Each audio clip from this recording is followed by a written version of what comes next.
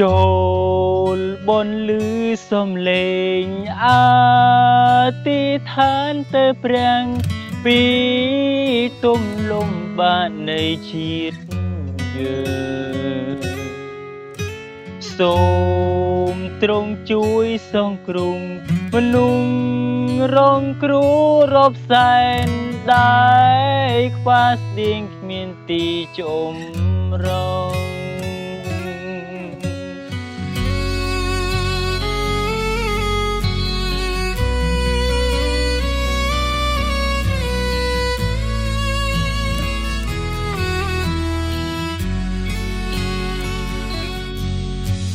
សូ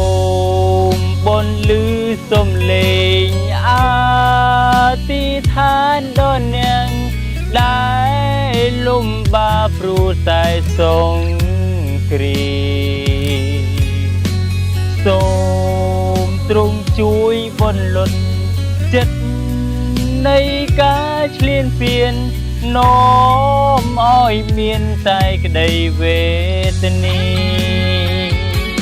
រួមគ្នាអង្គឋានទូលអង្គព្រះយេស៊ូវគ្រីស្ទសូមប្រជារិញកម្ពុជារួមគ្នាអង្គឋានទូលអង្គសូមទ្រង់ឲ្យបាន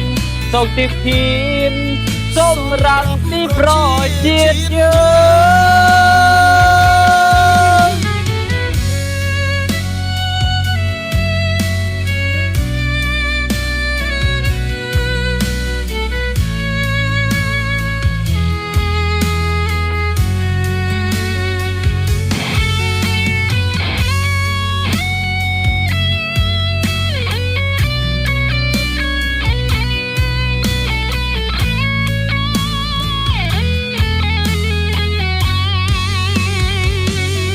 រួមគ្នាអង្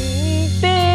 ឋានទូលអង្គព្រះយេស៊ូវគ្រីស្ទសូមប្រជារិញកម្ពុជារួមគ្នាអង្គឋានទូលអង្គសូមទ្រង់ឲ្យបានសន្តិភាពសម្រាប់ទីប្រជាយើង